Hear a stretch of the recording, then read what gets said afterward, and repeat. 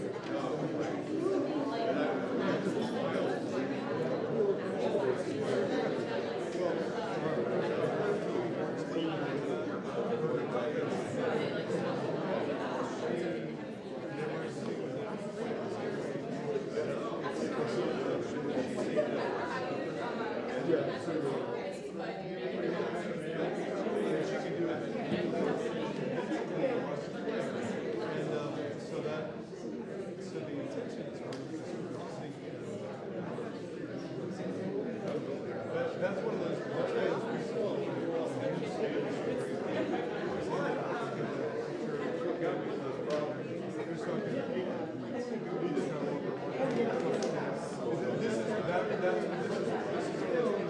This is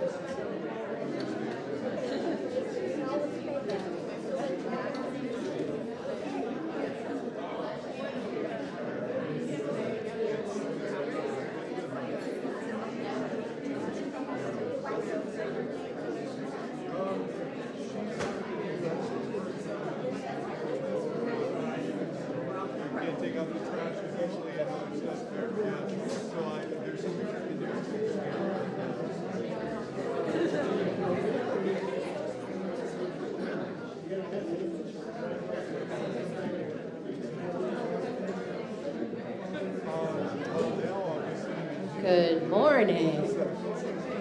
Good morning and welcome to this worship service at the Unitarian Universalist Church of Tucson. For those of you I haven't met, my name is Reverend Bethany Russell Lowe, and I have the great pleasure and honor of serving this congregation.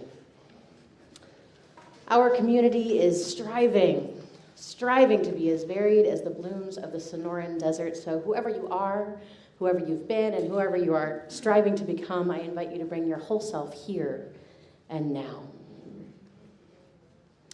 We no longer require that masks be worn in worship and concurrent religious education, but if you're feeling sick, we ask that you stay home and join us on YouTube. It's a great experience there too. And we also ask that if you're attending in-person activities with us, you commit to being as vaccinated as you can be. I trust that you know what that means. I extend a special welcome to any visitors or people who feel like visitors this morning and invite you to fill out a guest information card if you haven't already. There are some located in the Welcome Center, which is behind you and to your left. You can also find them on an online card in the newcomer section of our website. We will meet right here for social hour after the service. There will be coffee, iced tea, lemonade, some snacks, and good company. If you need to use the restrooms during the service, there are 2 gender-inclusive bathrooms through that white door to your left, down the hallway, and turn left. There are 2 bathrooms right there. And we have a slew of announcements this morning, which means that snowbirds are back and church is back in full swing, right? A member of the congregation is starting a friendship table at social hours. So if you want a place where you can have a little deeper connecting, maybe linger a little bit longer, look for the friendship table and you could have those more intentional conversations. This Tuesday, October 31st, is hard-boiled egg drop-off for Casa Maria. Sue Watts will be in the church parking lot from 8 to 9 a.m. to collect your hard-boiled eggs and any other items to distribute to our unhoused neighbors. Next Saturday, November 4th, from 8 to 11 a.m., there will be a workday here on campus hosted by our facilities team. This is our spiritual home, they remind us, and we need you to help take care of it. All types of abilities are welcome to come and help us spruce up the campus and do what needs to be done here. Next Sunday, November 5th, after worship, Mike Mitchum-Horm, who's in the back, I saw him, he's raising his hand in the back, will be leading, reviving his Bible studies for UU class, and this specific class will focus on the biblical roots of the Palestine-Israel conflict. The biblical roots of it, not a total debate stage, but the biblical roots of that conflict. So if you want to join him, you could ask Mike today what that will be like. That's next Sunday after worship. Also next Sunday, Robert and Julie Fisher-Rowe are hosting a pop-up at their house. The table you passed as you came in has some information on it, and Robert's got some too if you want to join that. It's open to everybody. Sounds really fun. And mark your calendars for a Mission and Vision workshop November 11th, 2 Saturdays from now, from 1 to 4. If you are committed to the future and the present of UUCT, come to that workshop. It's 1 to 4 on November 11th. There was more information in the e-blast too. And Carolyn Saunders wants to thank all who supported the Autumn Fest tour last weekend, where you're able to contribute $900 to the church from that fundraiser. Thank you, Carolyn and Julia, and everybody who participated. As we continue into this worship service together, I invite you to turn to a neighbor, someone you don't know so well, and ask them about someone who has died who had a big impact on their life. Someone who has died who had a big impact on their life.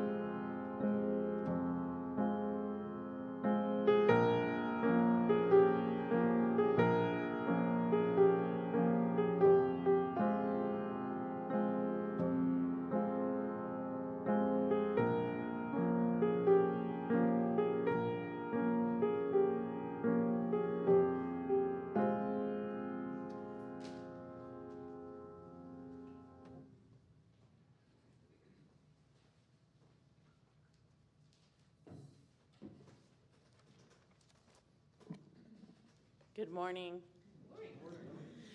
My name is Brenda Lunt, and I'm your worship associate for the blah, blah, blah for today. Good morning. Whoa. Our words for call to worship are Maggie Anderson's poem, Heart Labor.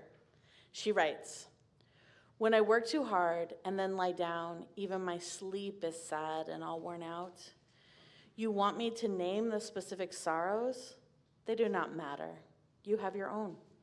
Most of the people in the world go out to work day after day with their voices chained in their throats. I am swimming a narrow, swift river upstream. The clouds have already darkened, and deep blue holes I cannot see churn up under the smooth, flat rocks. The Greeks have a word, parobono, for the complaint without answer, for how the heart labors, while all the time our faces appear calm enough to float through in the moonlight." I'm not leaving. Okay, do we have word? There we go, perfect. Please join me in saying our chalice lighting words from Reverend Dr. David Breeden. In this time of loss, in this time of asking why, we light a flame of sharing. We light a flame of commitment. In this time of why, we light this flame, sign of our searching, sign of our sharing, sign that together we remember. Together we ask why, together in sadness and joy, we share light. Together we celebrate what we are together. Now, if you are joining us from home and have a chalice or candle nearby, please light it as we light our chalice here in Goddard.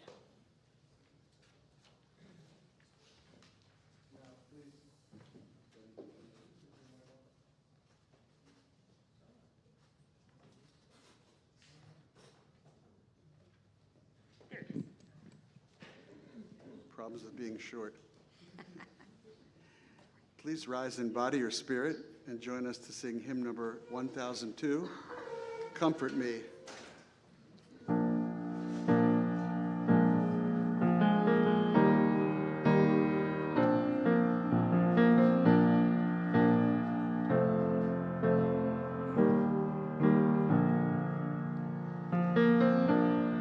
Comfort me, comfort me, comfort me, oh my soul. Comfort me, comfort me, comfort me, oh my soul. Sing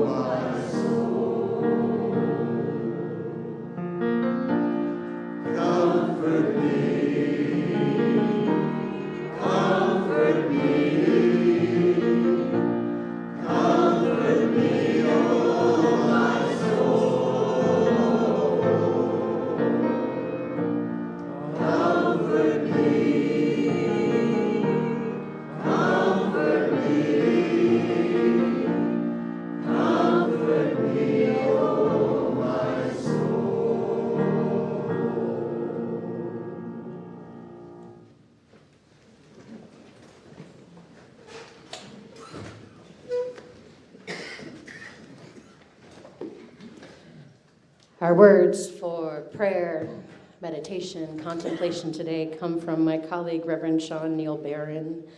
Unfortunately, it feels like this is a prayer we could read most Sundays recently. It's called, "There Are Not Enough Candles." There are not enough candles in the world.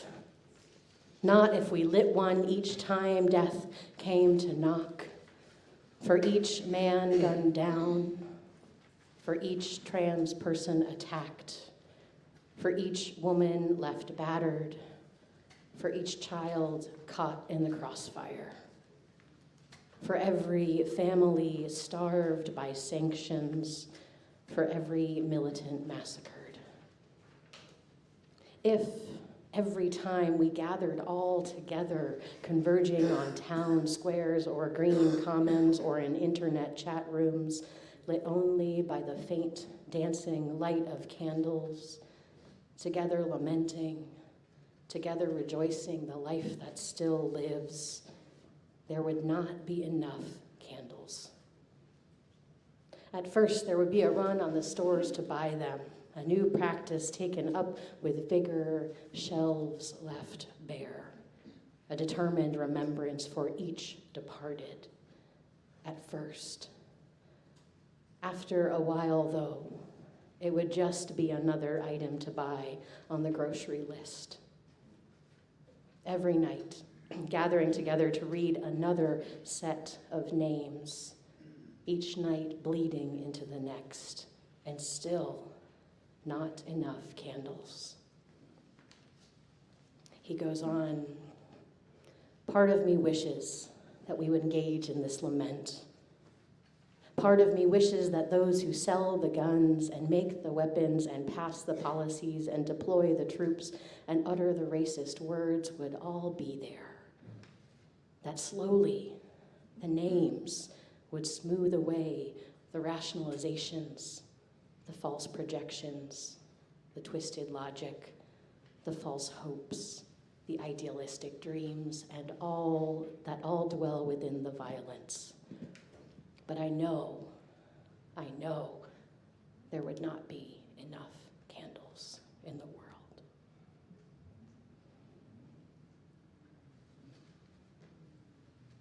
I invite you to sing your feelings. This next song has a simple melody, and it is a chant. The choir will fill in with the harmony, but you'll catch the tune very quickly.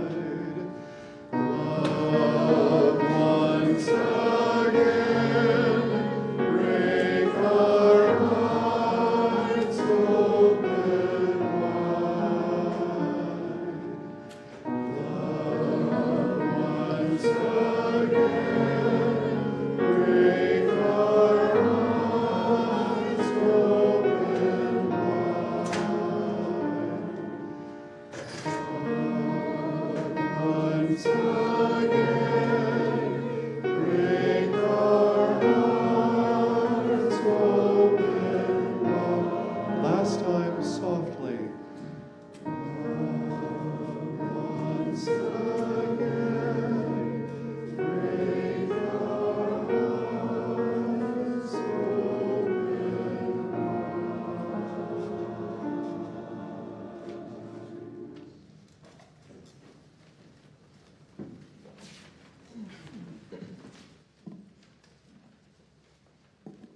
Our reading for today is entitled What They Did Yesterday Afternoon by Warsan Shire.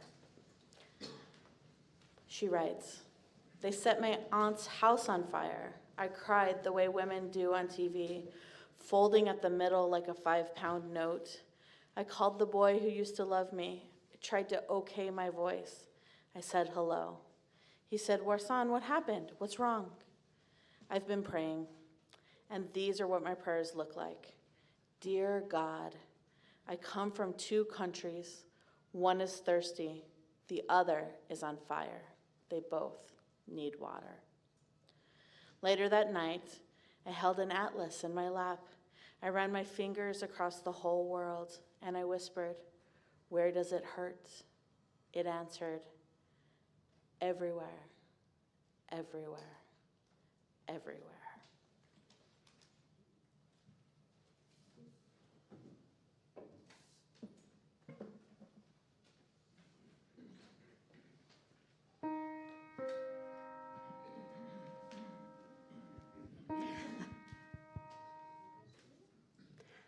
Loosen, loosen, baby, you don't have to carry the weight of the world in your muscles and bones. Let go, let go, let go. Loosen, loosen, baby, you don't have to carry the weight of the world in your muscles and bones. Let go, let go, let go. Holy breath and holy name, will you ease this pain? Holy breath and holy name, will you ease this pain? Loosen, loosen, baby, and you don't have to carry the weight of the world in your muscles and bones. Let go, let go, let go. Loosen, loosen, baby, and you don't have to carry the weight of the world in your muscles and bones. Let go, let go, let go. Oh, loosen, baby, and you don't have to carry the weight of the world in your muscles and bones. Will you ease this pain?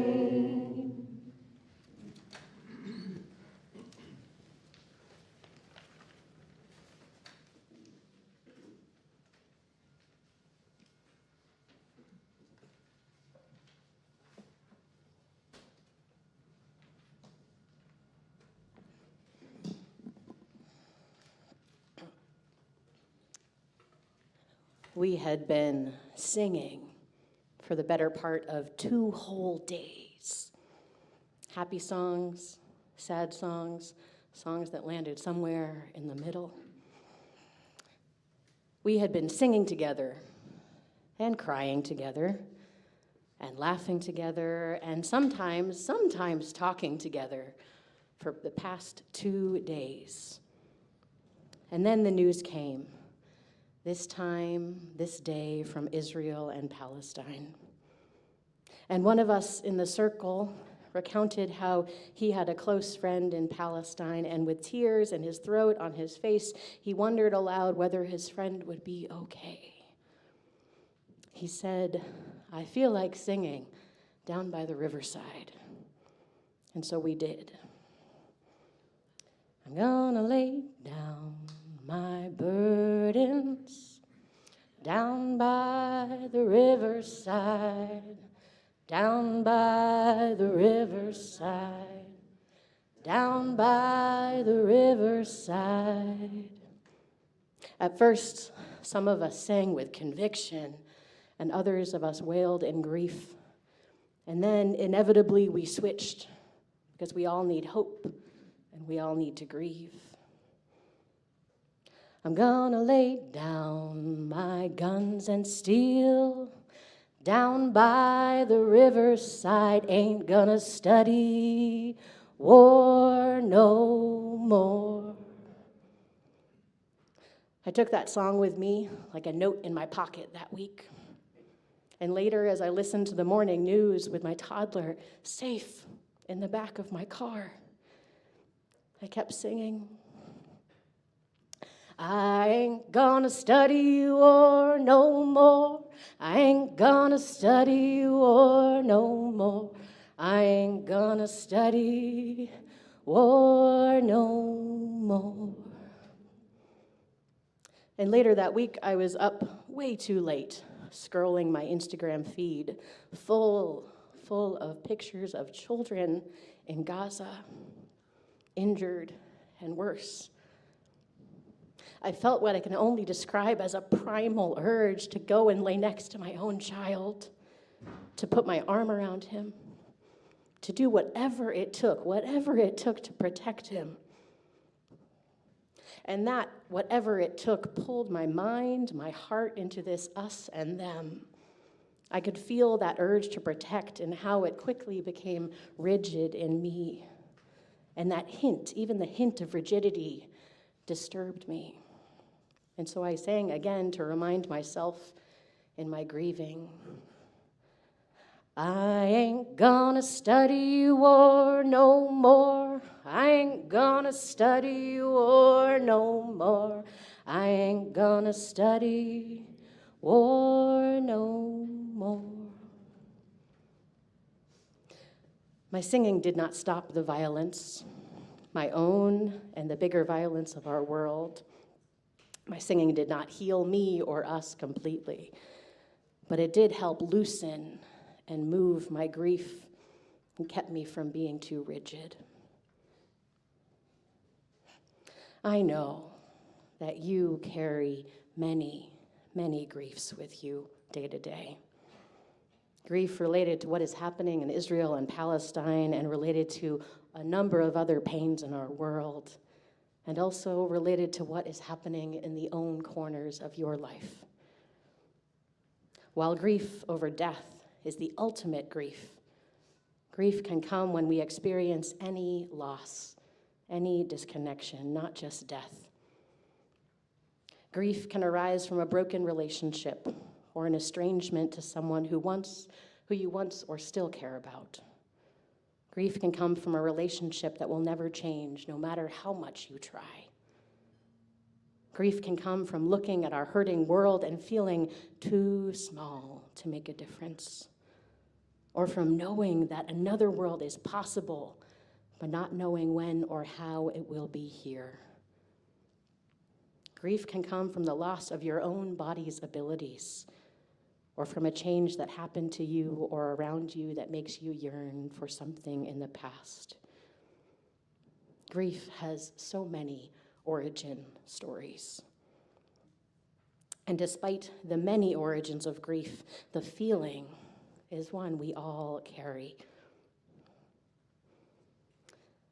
Poppy is an artist living in Brighton, England. And after her dad died in 2016, she set up an Instagram page at the Grief Case. Grief Case. Poppy describes how it works. In her words, people submit their words to the Grief Case account. They don't have to be perfect. Just, what have you survived? What have you lost? Visually, I don't want it to look like a hospice leaflet. No photographs of falling leaves or anything. Here are some of the words that people have submitted to Grief Case. I have a constant need to talk about you. She said it's not a bad thing to be in love with things you might lose. Well-meaning people shared their optimisms and stories of medical marvels. I didn't want to hear them. Grief in the face of diagnosis, grieving what you were and the future you imagined. Grieving uses up a huge amount of energy. I will have to learn to grow around my grief rather than it get any smaller. Grief also lies dormant, catching you when you least expect it. When people tell me I am similar to her, I fill up with pride. The beach is where I can feel you the most. I'd like to take a vacation from my grief, but I can't. Sometimes I feel like my grief is less important or an inconvenience to people because it is less immediate right now, less hallowing and raw than the pain of someone in the grip of fresh grief. Sometimes I feel like I'm not sad enough because when I think of you, I smile. There is comfort in the sadness, to know the depth of love and loss, and to survive them both. Speaking about death is an act of love. There is art. There is art on Grief Case too. I have some, and I'll describe the images for you. This is a line drawing of a house, very simple, with 2 yellow windows, and below it the text, "There's always a home for you in my chest."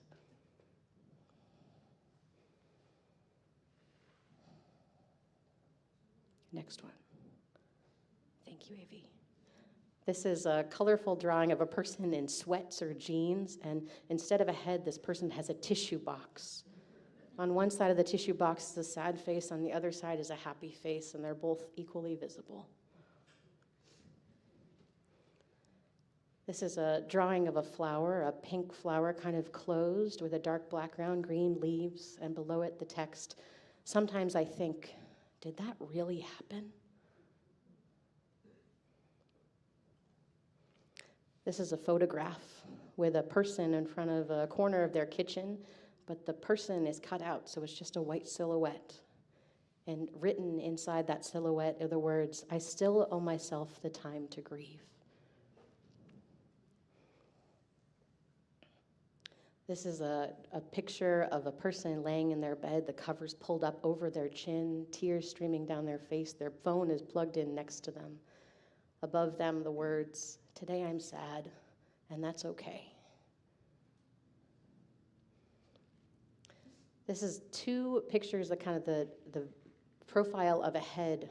One is a drawing, and then the mind is kind of cut out, and there are waves inside the head. And below that drawing, it says, "Sometimes it feels like crashing and chaos and everything all at once."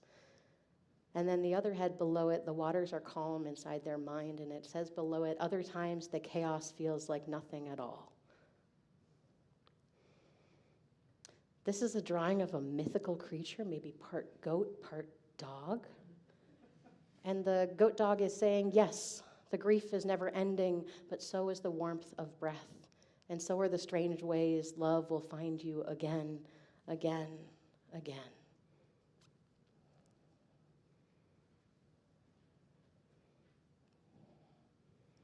As I read through and looked at the pictures and other responses on the grief case, I thought that this page serves a really similar purpose to our grief and loss group here at church.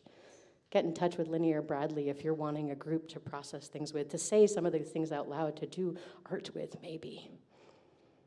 The Instagram page Grief Case has nearly 50,000 followers, which is quite a few in social media land. The Grief Case offers people companionship as they move through their journey with their grief. Seeing, reading your own feelings in another person's voice helps us remember that we are not alone. Beyond finding people who affirm the okayness of our grief, what else can we do to help ourselves when we are in the throes of grief? Aristelis Germai's poem Elegy starts with a question. What to do with this knowledge that our living is not guaranteed? And she answers in a poem. Perhaps one day you touch the young branch of something beautiful, and it grows and grows, despite your birthdays and the death certificate. And it one day shades the heads of something beautiful, or makes itself useful to the nest. Walk out of your house then, believing in this. Nothing else matters. All above us is the touching of strangers and parrots, some of them human, some of them not human. Listen to me. I am telling you a true thing. This is the only kingdom, the kingdom of touching, the touches of the disappearing things. What to do with this knowledge that our living is not guaranteed? Aricelis says, live anyways. Touch the living things. Remember your aliveness. After I read this poem, I remembered once earlier this year when I was numb from my own grief. I couldn't feel anything. And then one day I stepped out my front door to go to my car, and I felt the warmth of the sunlight on my shoulder. And I said, oh, you can feel. The feeling will return. When we are deep in grief, in addition to singing and finding companionship and touching living things, we can also look for symbols. Author, poet, and joy seeker Ross Gay wrote a poignant poem about how a tragic death left a sign for us to remember that person by. His poem references Eric Garner, who, as a reminder, was murdered by New York police in July 2014. His murder was captured on video and widely viewed by many Americans as the Black Lives Matter movement was gaining momentum. Gay writes about Garner's legacy. A small, needful fact is that Eric Garner worked for some time for the Parks and Rec, Horticultural Department, which means perhaps, in all likelihood, that with his very large hands, he put gently into the earth some plants, which, most likely, some of them, in all likelihood, continue to grow, continue to do what such plants do, like house and feed small and necessary creatures, like being pleasant to touch and smell, like converting sunlight into food, like making it easier for us to breathe. The trees in New York City are a symbol of Eric Garner. They breathe, even though he cannot anymore. What can we do in the throes of grief? We can move our grief by singing and crying and walking and moving. We can connect with people and groups that help us remember we are not alone. We can touch life and be touched by living things and remember that feeling will return.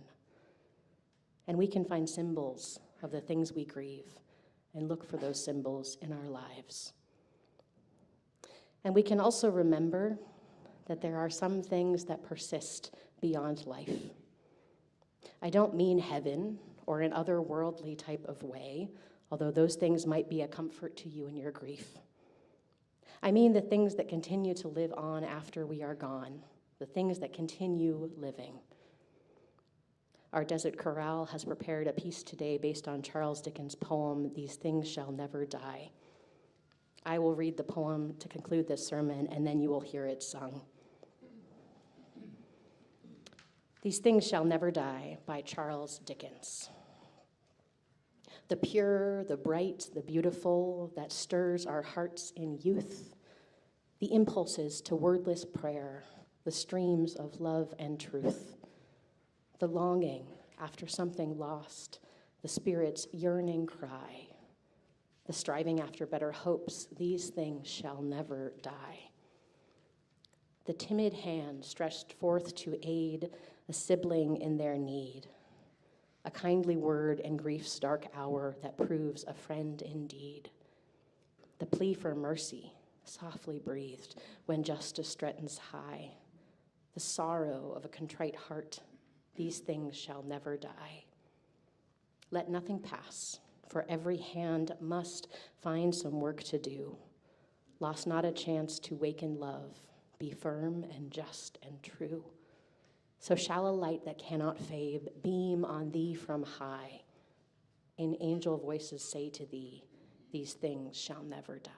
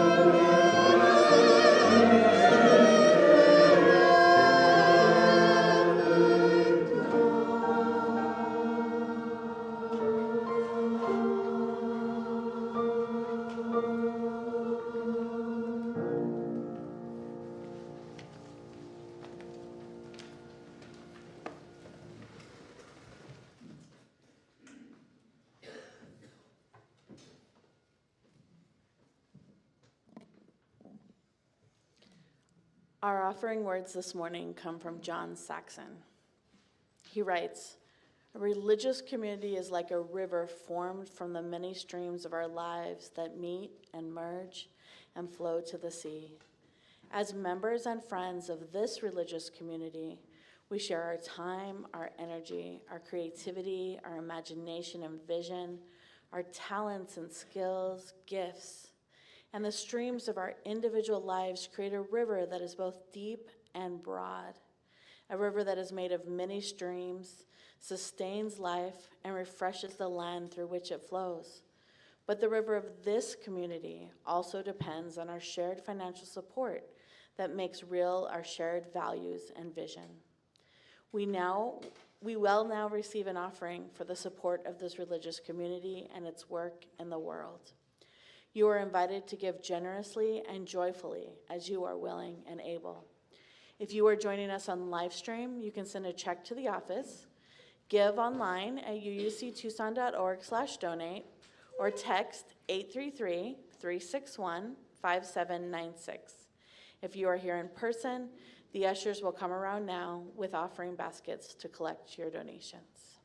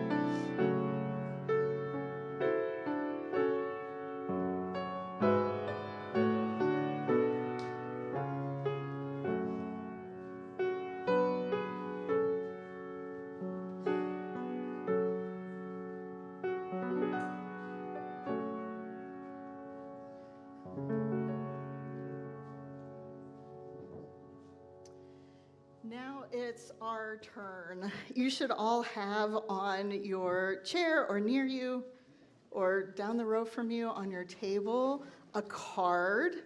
And I'm going to ask you in a minute what wisdom you would share about the griefs and the losses in your life.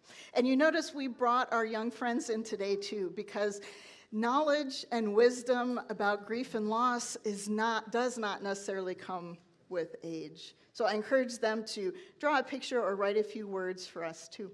So here are the questions. What has your grief taught you? Or what would you like to share with others about grief? What did your lessons of loss teach you? What would you tell your earlier self about grief? Whatever prompt works for you.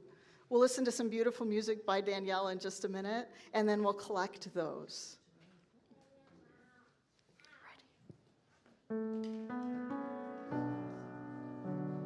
If you need a card or a pencil, flag us. Good job, Athena.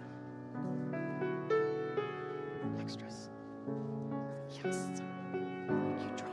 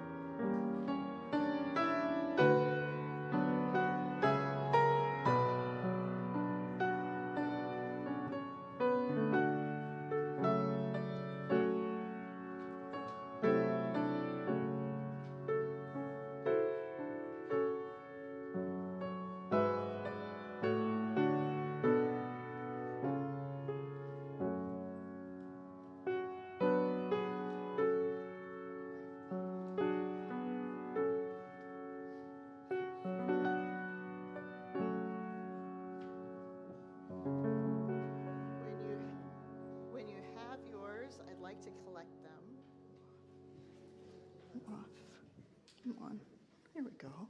And any of my young and mobile friends who might like to help me collect cards, we're going to take them over here to Amelia. I'm going to help collect them, hand them to Amelia.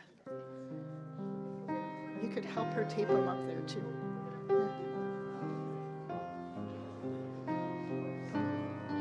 You'll collect them. Collect some cards. So maybe from the tables.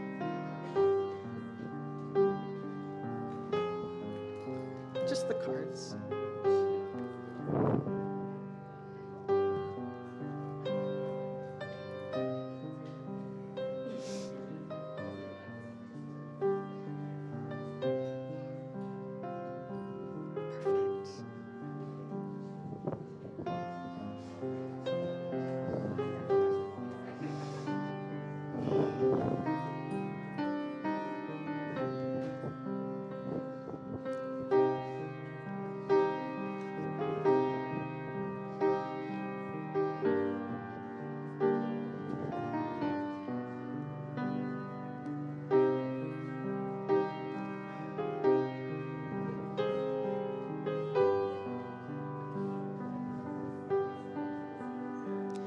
If you still have a card, raise it up high and our young friends will come and help.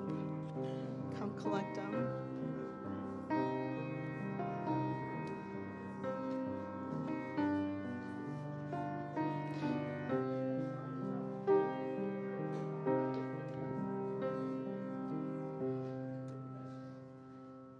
We're going to collect these. Amelia and our friends are going to hang them up on our wall over here so that we can see those. So come and stop by and read other people's wisdom. My card, what I wrote down is, sometimes you feel two feelings at the same time, and that's okay. Daniel Tiger from Mr. Rogers' Neighborhood sings that, and it's a lovely song. And I find that it to be true. Because sometimes our laughter turns to tears, turns back to laughter. Sorrows arrive with joys. Grief comes with gratitude. And today we can embrace both in our ritual of joys and sorrows. So we start with the ground. Brenda, if you'll do the water. Our earth is strong, and it can hold both our pain and our joy, our love and our anger. This shared bowl, which we use each week, is strong enough to hold both. The big rocks hold our collective gratitudes and mournings, and it will soon hold the smaller stones that will be added to signify our individual joys and sorrows. Today, let us offer specifically our collective grief for those people who came first in this place, the Hohokam, the Yavapai, the Tohono O'odham, the Yaqui, and the people who no longer exist as tribal entities here in Arizona. And let us also offer our gratitude that these communities continue to share their wisdom and leadership in stewarding our collective home. We who live in the desert know that water is a precious, life-sustaining, and scarce resource. Let us grieve the circumstances which compel people to leave their homes for dangerous treks through inhospitable deserts without access to water. Let us also offer our gratitude to those who work tirelessly to assure greater access to that water. We pour water from a plastic jug similar to the ones used by our ministry partners, No More Deaths.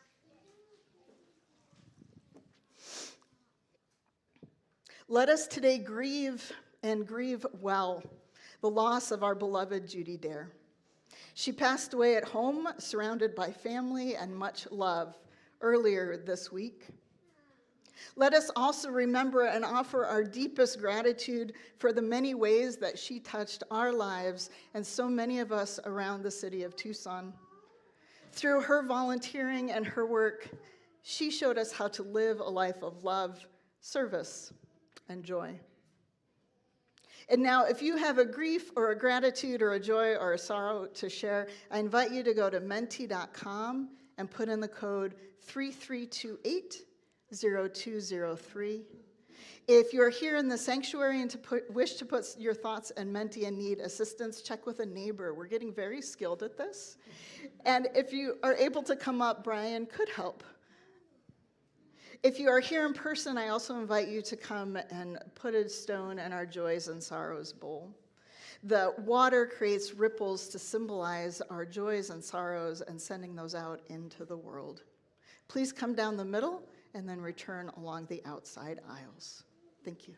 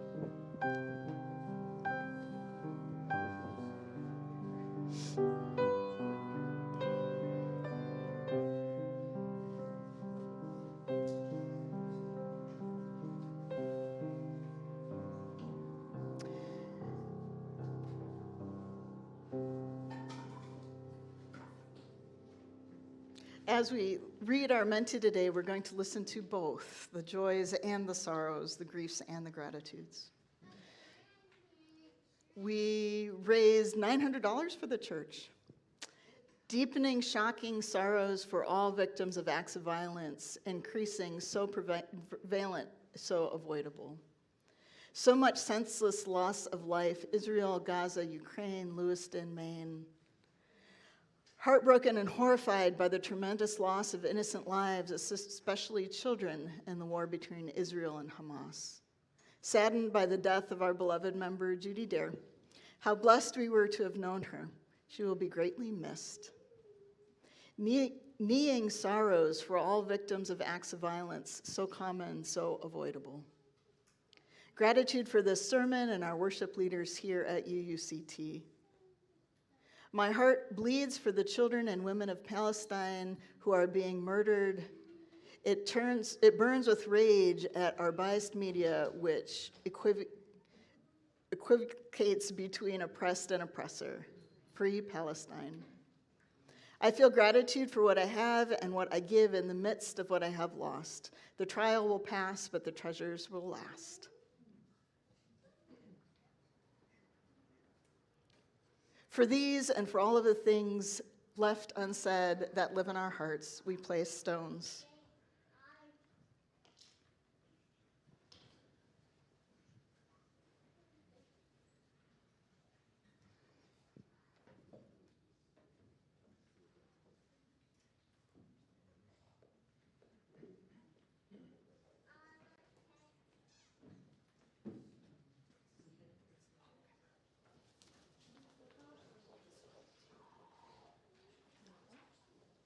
Please rise in body or spirit and sing with me number 83, Winds Be Still.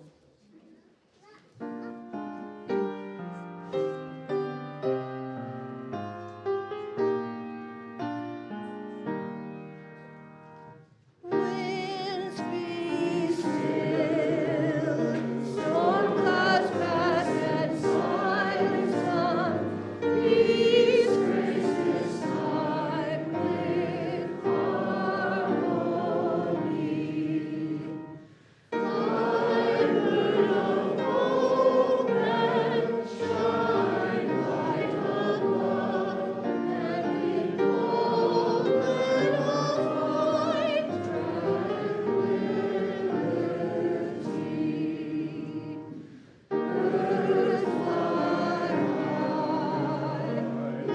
our gaze toward distant view. Help us to sense life's mystery. Fly high and far and lead us each to see how we move through the winds of eternity. Light shining, illuminate our inward view. Help us to see with clarity. Shine bright and true, so we may join our song in new sounds that become full symphony.